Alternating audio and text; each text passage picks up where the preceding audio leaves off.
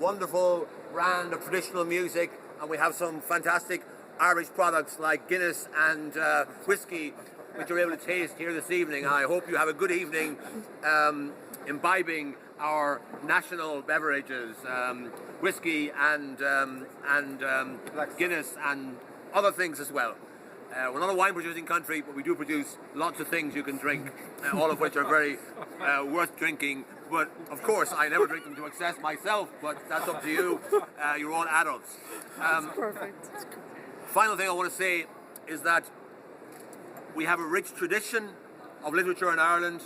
If you go back, Swift and Joyce and Yeats, O'Casey, Synge, Beckett, Flann O'Brien, whose centenary we are celebrating this year.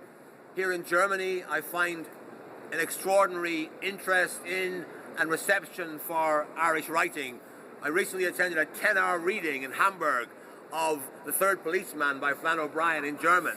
And I thought there'd be 10 people there for this reading. In fact, the hall was full for the whole evening. It was a wonderful thing, and it's an example of how Irish literature has travelled around the world, has been translated into many languages, and is entertaining people the world over.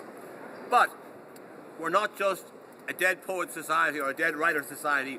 We have a huge number of creative contemporary writers, both fiction and non-fiction. And therefore, those of you who have not cooperated with Irish publishers yet, I encourage you to look at what's on offer here and what's on offer from the Irish publishing industry. And I want to commend the publishers for their presence here, for this wonderful stand.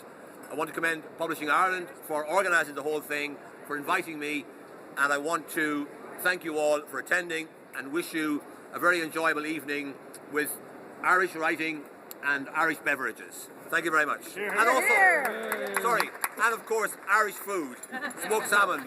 Those of you who are we're not familiar with Ireland's food culture, we have a wonderful food culture, and our exports at the moment are booming. And this is part of our comeback as a country. We are determined to be Europe's comeback country, and you will, in a couple of years' time, you will be reading stories in international media about the success Ireland has had in recovering from the current economic difficulties that the whole world is experiencing. We have a wonderful future, and part of our future is the creativity of Irish writers and the entrepreneurship of Irish publishers and Irish companies generally. Good evening, Malgov. Thank you very much for your attendance. You're here.